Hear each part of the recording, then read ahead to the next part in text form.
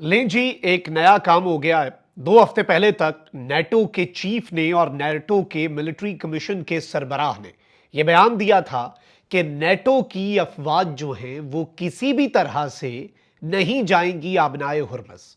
Trump ने 12 घंटे पहले कहा कि नेटो ममालिक को आबनाए हुर्मस में खुलवाने के लिए इसे यहां पर आना होगा। अब बाज़ाब्ता तौर पर ऐलान कर दिया है शंग्रीला डायलॉग में नेटो के मिलिट्री कमीशन के सरबराह ने। ईरान के लिए अलार्मिंग डेवलपमेंट है और सवाल यह है कि क्या अमेरिका यूरोप को भी इस जंग में ले आया है।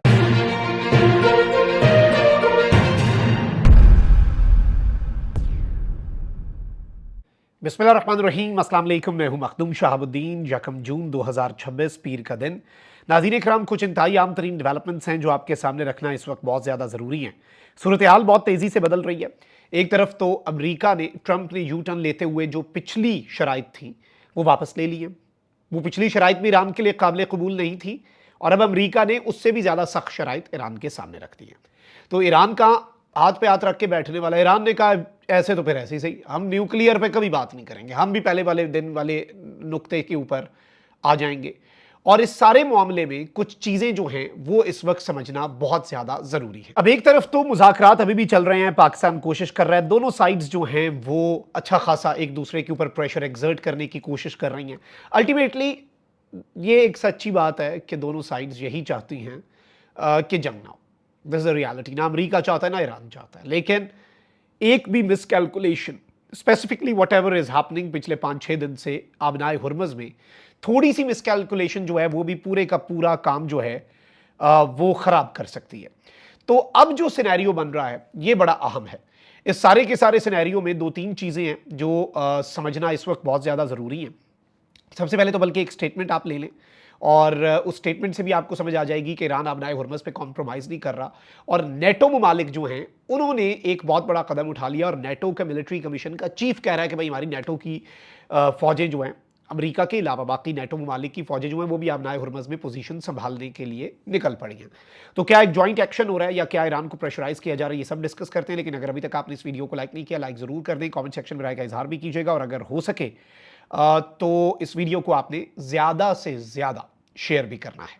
सबसे पहले तो ईरानी रुकन पार्लियामेंट ने कहा है कि आबनाए हुर्मज ईरान और ओमान के इलाकाई पानियों के दरमियान वाक़ है। इस आबी गुजरगाह के बारे में किसी दूसरे मुल्क को फैसला करने की अब इजाजत नहीं दी जाएगी। ईरानी पार्लियामेंट के प्रिजाइडिंग बोर्ड के रुकन अली रजा सलीमी ने कहा है कि पार्लियामेंट में जल्द ऐसे बिल पर वोटिंग होगी जो हुर्मज के इंतजाम में ईरान के इख्तियार से मुतल्लिक है। मनसूबे से मुतल्लिक तमाम तफसीलात को पार्लियामेंट की मंजूरी के बाद हतमी शक्ल दे दी जाएगी। अली रजा सलीमी के मुताबिक अमरीकी सदर ट्रंप और दीगर लोग कहते हैं कि आबनाए हुर्मज को खुला रहना चाहिए। ये मामला हमसे मुतल्लिक है और हम उन्हें इस बारे में फैसला करने की इजाजत नहीं देंगे।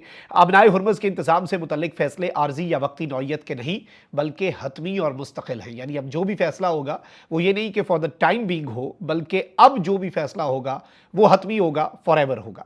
अब ये सारी सूरत हाल जो है, इसके बाद अब चीज़ों को ज़रा हम समझते हैं नाज़रीन इकराम।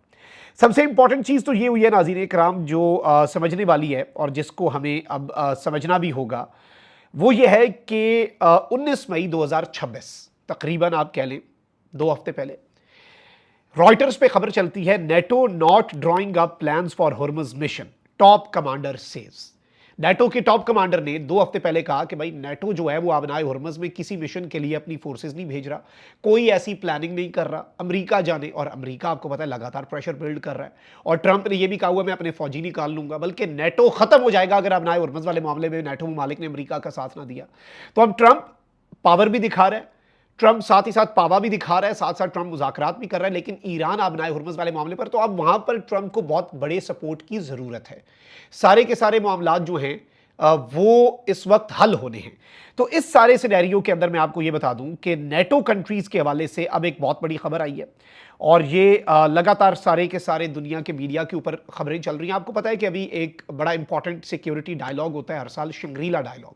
इसमें अमेरिका के secretary of war Pete Hegseth ने भी खिताब किया। पाकिस्तान की तरफ से हमारी रॉकेट फोर्स कमांड के जो लेफ्टिनेंट जनरल हैं, का जो कमांडर है लेफ्टिनेंट जनरल नुमान ज़करिया, उन्होंने शिरकत की और बड़ी हेडलाइंस बनती हैं। तो अब यहाँ पर नेटो का जो मिलिट्री कमीशन का सरबराह है और ये सबसे इंपॉर्टेंट शख्सियत है नेटो की, और इस शख्स ने नाज़रीन इकराम एक बहुत बड़ी स्टेटमेंट दी है और इस शंग्रीला डायलॉग पे इसने ये बात की है। और इसका नाम है एडमिरल गिस्पे कैवो दर्गोन, ये चेयर है नेटो के मिलिट्री कमेटी का। और इसने Shangri La dialogue international security forum पर कहा है कि NATO countries are moving forces closer to the strait of Hormuz. NATO के जो मुमालिक हैं वो अपनी फौजें आबनाए हुर्मुज़ के करीब पहुंच जा रही हैं, और ये एक 180 डिग्री का शिफ्ट है 2 हफ्ते पहले वाली नेटो की स्टेटमेंट से।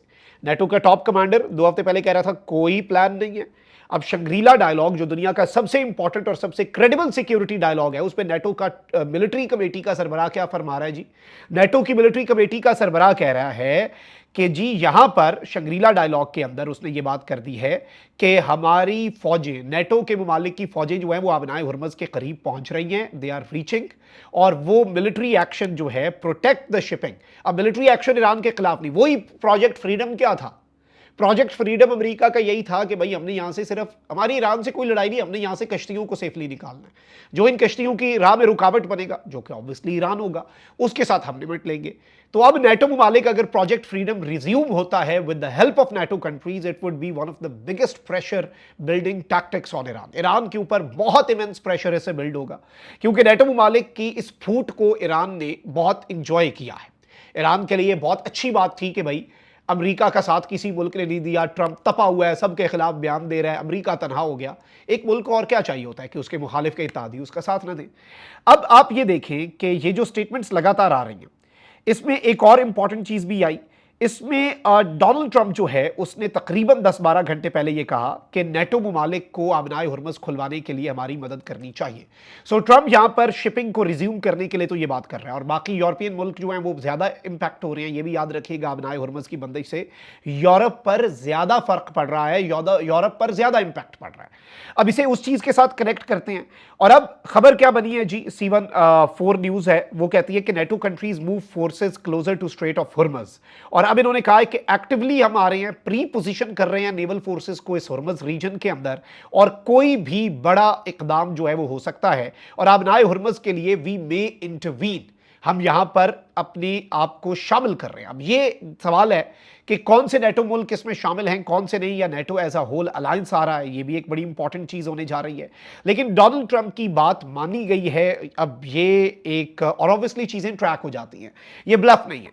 तो नेटो के मुमालिक अगर अपनी अफवाज ईरान के आबनाए हुर्मुज़ पर क्लेम के बरक्स और उस क्लेम को रिजेक्ट करते हुए अपनी फोर्सेस यहां पर मूव कर रही हैं, तो ये शो ऑफ स्ट्रेंथ भी है, और ये ईरान को प्रेशर में लाकर किसी डील की तरफ लाने का एक कदम भी हो सकता है कि भाई इस एक नुक्ते पर, हुर्मुज़ के खुलवाने पर, सारे का सारा नेटो और पूरे का पूरा मगरब और अमेरिका का जो अपना पुराना अलायंसेस थी, इत्तेहाद था, जो एलाइज है, वो सब इस एक नुक्ते के ऊपर अगर मुत्तफिक हैं, so it can become a big challenge for Iran.